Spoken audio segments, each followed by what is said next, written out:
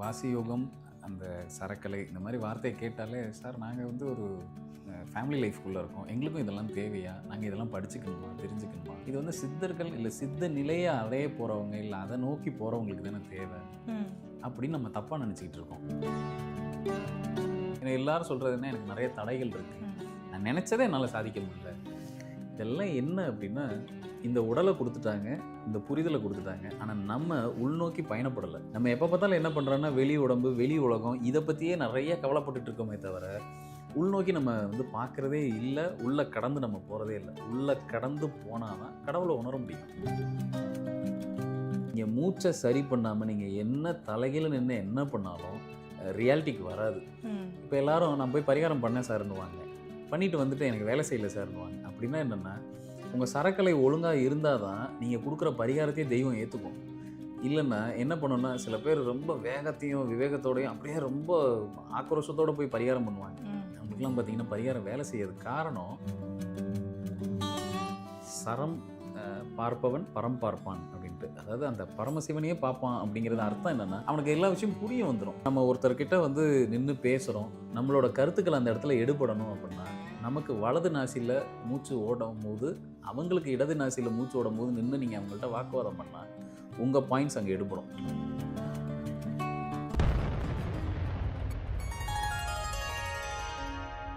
Sri மகாஸ் infinity நேயர்களுக்கு நர்மதாவின் அன்பான வணக்கம். நம்மளுடைய சேனலில் தொடர்ந்து பல்வேறு விதமான ஆன்மீக தகவல்கள் பார்த்துட்டு இருக்கோம். அந்த வகையில் இன்னைக்கு நம்ம பார்க்க போகிற இந்த ஒரு பதிவில் நேயர்கள் கேட்கக்கூடிய பல்வேறு விதமான சந்தேகங்களுக்கு தெளிவான பதில் கொடுக்கறதுக்காக நம்ம கூட இன்னைக்கு பிரசன்ன ஜோதிடர் ஆஸ்ட்ரோநியூமராலஜிஸ்ட் டாக்டர் மகாஸ் ராஜா அவர்கள் இணைஞ்சிருக்கிறாங்க. வணக்கம் சார். வணக்கம்மா. சார், இப்போ வந்து நீங்கள் நிறைய வகுப்புகள் கொடுத்துட்ருக்கீங்க சார். அந்த வகுப்புகளில் படித்தவங்க எல்லாருக்குமே வந்து ஜோதிட ரீதியாக அதை தொழிலாக மாற்றிக்கிறதா இருக்கட்டும், இல்லை அன்றாட லைஃப்பில் வந்து பயன்படுத்துறதுக்காக இருக்கட்டும், ரொம்ப யூஸ்ஃபுல்லாக இருக்குது சார். அதெல்லாத்தையும் தாண்டி இப்போ வரப்போகிற ஆகஸ்ட் மாதம் 1ஆம் தேதி 2ஆம் தேதிகளில் நம்ம ஒரு வகுப்பு கொடுக்க போகிறோம், கொல்லிமலையில் கொடுக்க போகிறோம். அந்த வகுப்பு வந்து வாசி யோகம் பற்றி இருக்க போகுது அப்படின்னு. பொதுவாக வந்துட்டு நம்ம வந்து கிளாஸ் அஸ்ட்ராலஜி பற்றி கொடுத்துருக்கோம், நியூமராலஜி பற்றி கொடுத்துருக்கோம், மெடிக்கல் அஸ்ட்ராலஜி பற்றி கூட நம்ம கொடுத்துருக்கோம். ஆனால் இது வந்து தியானம், யோகம் இந்த மாதிரி விஷயங்கள்லாம் வந்து சித்தர்களோ இல்லை தியானம் படிக்கிறவங்களோ அவங்களுக்கு தானே யூஸ் ஆகும், இல்லை சாமானியர்களுக்குமே இந்த வகுப்பு அப்படின்றது பயன்படுமா, எந்த மாதிரி பயன்படும், நிறைய யோசனைகள் மக்களுக்கு ஓடிட்டு இருக்கு சார் நீங்கள் அனௌன்ஸ் பண்ணதுக்கு பிறகு. ஸோ எங்களுக்கு இந்த வாசி யோகம் பற்றி சில விஷயங்கள் எங்கள் கூட பகிர்ந்துக்கோங்க சார். முதல்ல நீங்கள் சொன்ன மாதிரி இந்த வாசி யோகம், அந்த சரக்கலை இந்த மாதிரி வார்த்தையை கேட்டாலே, சார் நாங்கள் வந்து ஒரு ஃபேமிலி லைஃப்குள்ளே இருக்கோம், எங்களுக்கும் இதெல்லாம் தேவையா, நாங்கள் இதெல்லாம் படிச்சுக்கணுமா, தெரிஞ்சுக்கணுமா, இது வந்து சித்தர்கள் இல்லை சித்த நிலையை அடைய போகிறவங்க இல்லை அதை நோக்கி போகிறவங்களுக்கு தானே தேவை அப்படின்னு நம்ம தப்பாக நினச்சிக்கிட்டு இருக்கோம். இப்போ நம்ம மனிதனாக பிறப்பெடுத்துட்டோம், மனிதராக வாழ்ந்துக்கிட்டு இருக்கோம், நம்ம எல்லாரும் தெய்வத்தை நோக்கி ஓடிக்கிட்டு இருக்கோம். கண்டிப்பாக. தெய்வம் இங்கே இருப்பாரா, அங்கே இருப்பாரா, எங்கேயாவது காட்சி அளிச்சிட மாட்டாரா, அந்த உணர்தலுக்காக ஓடிக்கிட்டு இருக்கோம். அந்த ஸ்பிரிச்சுவல் எனர்ஜியை உணர்றதுக்காக நம்ம எத்தனையோ கோயில்கள் ஏறி இறங்குறோம், போகிறோம், வரோம், எல்லாமே செய்கிறோம். ஆனால் நம்ம என்ன மிஸ் பண்ணுறோம் இல்லை எதை நம்ம பார்க்குறது இல்லைன்னா, இந்த ஓட்டத்துக்கு நடுவில் நின்று முதல்ல நம்ம யார், நம்ம எதுக்கு இந்த பூமிக்குள்ளே வந்தோம், நம்ம யாருங்கிறத இன்ன தாய் தந்தைக்கு பிறந்திருக்கோம், இன்ன குடும்ப இதில் அந்த லிகசி அதெல்லாம் ஓகே. பட் நம்ம யார், இந்த சோல் என்ன, இந்த ஆன்மா என்ன கொண்டுட்டு வந்திருக்கு, இந்த ஆன்மா எப்படிப்பட்ட ஒரு ஆன்மா, இதை பற்றின ஒரு ஆராய்ச்சி நம்ம பண்ண ஆரம்பிச்சிடும். நம்மளை பற்றின ஒரு செல்ஃப் அனலைஸ் நம்ம எடுக்க ஆரம்பிச்சிட்டாலே உங்களுக்கே புரிய ஆரம்பிச்சிடும் நம்ம ஆன்மீகத்தில் நம்ம எப்படிலாம் கொண்டுட்டு போகணும். இந்த யோக கலையில் நிறைய பரிமாணங்கள் நிறையா இருக்குது. சில பேர் கிரியா யோகா ப்ராக்டிஸ் பண்ணுவாங்க, சில பேர் முதல்ல யோகா கலை ப்ராக்டிஸ் பண்ணுவாங்க, அப்புறம் அடுத்த லெவல் போவாங்க, அப்புறம் ஒரு தியான முறை, தியானத்துலேயே நிறைய, சில பேர் வந்து ஒரு கண்ணாடி முன்னாடி உட்காந்து தியானம் பண்ணுவாங்க, ஒரு மெழுகுவத்தி ஏற்றி வச்சு தியானம் பண்ணுவாங்க. இதெல்லாம் எதுக்குன்னா நம்மளை உணர்றதுக்கு தான், உள்ளே இருக்கிற ஆன்மாவை நம்ம உணர்றதுக்கு தான். எதுக்கு உணரணும் அப்படின்னா, இந்த ஆன்மா தான் நம்ம அப்படிங்கிறத நம்ம முதல்ல உணரணும். நம்ம எல்லாத்தையும் இந்த புற உடம்பை வச்சு சாதிச்சிடலாம்னு நம்ம நினைக்கிறோம், அது இல்லை.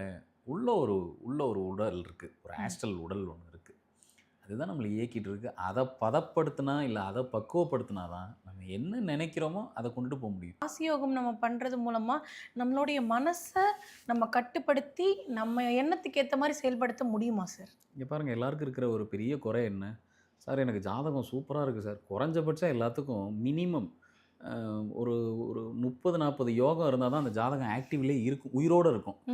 யோகம்னு ஒன்று இல்லைன்னா ஜாதகத்தில் சில பேர்லாம் சொல்லுவாங்க, ரொம்ப சலிச்சுப்பாங்க, சார் நான் வந்து பிறப்பெடுத்ததே எனக்கு வந்து என்னன்னு தெரியல, எதுவுமே நடக்க மாட்டேங்குது, ஜாதகத்தை கொண்டு வந்து கொடுத்துட்டு அப்படி புலம்பி தள்ளுவாங்க.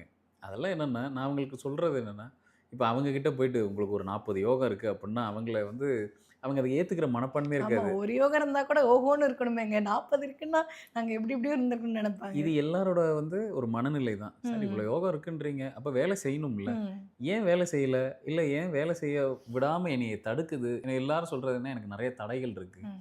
நான் நெனைச்சத என்னால சாதிக்க முடியல. இதெல்லாம் என்ன அப்படின்னா, இந்த உடல குடுத்துட்டாங்க, இந்த புரிதல குடுத்துட்டாங்க. ஆனா நம்ம உள்நோக்கி பயணப்படல. நம்ம எப்ப பார்த்தாலும் என்ன பண்றோம்னா, வெளி உடம்பு, வெளி உலகம் இத பத்தியே நெறைய கவலைப்பட்டுட்டு இருக்கோமே தவிர, உள்நோக்கி நம்ம பார்க்கிறதே இல்ல. உள்ள கடந்து நம்ம போறதே இல்ல. உள்ள கடந்து போனா தான் கடவுள உணர முடியும். கண்டிப்பா. உள்ள கடந்து போகணும் நம்ம. அப்ப எப்படி அப்படின்னா, இந்த மாரியான ஒரு சித்த பயிற்சிகள் நம்ம கத்துக்கிறதாகட்டும், ஒரு சரக்கலை. நீங்க மூச்ச சரி பண்ணாம நீங்க என்ன தலைகீழ நின்னு என்ன பண்ணாலும், அது வேலைக்கு அதாவது அது ஒரு ரியாலிட்டிக்கு வராது. ம். இப்ப எல்லாரும் நான் போய் பரிகாரம் பண்ணேன் சார்ன்னுவாங்க. பண்ணிட்டு வந்துட்டு எனக்கு வேலை செய்யல சார்ன்னுவாங்க. அப்படின்னா என்னன்னா, உங்க சரக்கலை ஒழுங்கா இருந்தா தான், நீங்க குடுக்குற பரிகாரத்தையே தெய்வம் ஏத்துக்கும். இல்லன்னா என்ன பண்ணும்னா, சில பேர் ரொம்ப வேகத்தையும், விவேகத்தோடையும் அப்படியே ரொம்ப ஆக்ரோஷத்தோட போய் பரிகாரம் பண்ணுவாங்க. ம். அவங்களுக்கெல்லாம் பார்த்தீங்கன்னா, பரிகாரம் வேலை செய்யாதுக்கு காரணம், அவங்க மூச்சு அந்த சுவாச முறை சரியில்ல அப்படின்னா, தெய்வமே அத ஏத்துக்காது. இந்த ம். பிரபஞ்சம் அத உள்வாங்கிக்காது. நம்ம பிரார்த்தனை இப்போ கோவிலுக்கு போறோம். நம்ம நமஸ்காரம் பண்ணிட்டு தெய்வத்துக்கு முன்னாடி ஒரு பிரார்த்தனை வைக்கிறோம்னா, அது எப்படி டிராவல் பண்ணி அந்த ஸ்பிரிச்சுவல் எனர்ஜிய போய் அடையுதுன்னா, நம்ம சுவாசம் வழியா தான் போகுது. ம். நம்ம சுவாசத்த கண்ட்ரோல் பண்ண தெரியல, இல்ல அத ஒழுங்கு முறையில நம்ம வைக்கல அப்படின்னா, நீங்க என்ன விழுந்து கும்பிட்டாலும் சரி, எவ்வளோ பரிகாரம் எத்தன பண்ணாலும் சரி, சில பேர்லாம் பார்த்தீங்கன்னா 40, 50 பரிகாரம் பண்றவங்கலாம் இருக்காங்க. இவ்வளோ பண்ணி ரிசல்ட் இல்லன்னு சொல்றவங்க, அவங்கள நல்லா செக் பண்ணி பாருங்க. அவங்களுக்கு சுவாச ஓட்டம் சரியா இருக்காது. ம். அப்ப இத தெரிஞ்சுக்கிட்டு நம்ம அதுக்கு போகணும். இதையே நம்ம தெரிஞ்சுக்கலன்னா, இந்த அமைதி நிலை நமக்கு வந்துருச்சுன்னா, ஆட்டோமேட்டிக்கா அது அடுத்த கட்டம். அப்ப எல்லாரையும் சாமியார் ஆகணுமான்னா, சாமியார்லாம் ஆக வேண்டாம். இத கத்துக் குடுக்கறக்கான குருமார்கள் இன்னைக்கு குறைஞ்சுக்கிட்டே வராங்க. ம். இருக்கிறவங்கள்ட்ட, தெரிஞ்சவங்கள்ட்ட, நல்ல வித்தியார்த்திகிட்ட அது தெரிஞ்சு வச்சுக்கிறது ரொம்ப நல்லது. கண்டிப்பா அப்பதான் சார். நம்ம ஜாதகம் எப்படி இயங்கணுமோ அப்படி இயங்கும். சரி, இப்ப வந்து "சர ஓட்டம் தான் சர்வமும்" அப்படின்னு சொல்லியிருக்கீங்க. சர ஓட்டம் சரியா இருந்தா தான், நீ ஒரு கோயிலுக்கு போனா கூட உன்னுடைய வேண்டுதல வந்து இறைவன் செவி கொடுப்பார் அப்படி சொல்லியிருக்கீங்க. இப்ப இந்த சர ஓட்டத்த நான் கத்துக்கிறது மூலமா என்ன பஞ்ச் ஆஃப் பலன்கள் எனக்கு கிடைக்கும் சார்? நீங்க சொன்னது இல்லாம ஸ்பெசிஃபிக்கா இந்த ஒரு விஷயம் உனக்கு சக்சஸ் ஆகணுமா, இந்த இது கண்டிப்பா ஹெல்ப் பண்ணும் அப்படின்னு ஏதாவது பிரிச்சு பிரிச்சு சொல்ல முடியுமா நம்மளால? எல்லாமே சொல்ல முடியும். இப்ப ம். பாருங்க, நம்ம நெறைய கலைகள் கத்துக்கிறோம். நம்ம ஒரு ஜோதிடம் கத்துக்கிறோம், ஒரு பஞ்சபட்சி கத்துக்கிறோம், நெறைய கலைகள் கத்துக்கிறோம். பஞ்சபட்சி கிளாஸ்ல கூட நான் இந்த சரக்கலை பத்தி ஒரு ஒரு சின்ன சின்ன வகுப்பா, அதில செஷன் ஒரு எடுத்தீங்க. செஷன் அதில பிராக்டிகலா சொல்லிக் குடுத்தேன். எப்படி ம். செய்யணும் அப்படின்ட்டு. அது எதுக்காகன்னா, நம்ம கத்துக்கிட்ட கலைய நல்ல அத சரியான முறையில அத இயங்க வைக்கணும்னா, நம்ம மூச்சு ஓட்டத்தோட அத சேர்ந்து வேலை செய்யணும். இது சரியா இருக்கும்போது தான் அது சரியா வேலை ம். செய்யும்.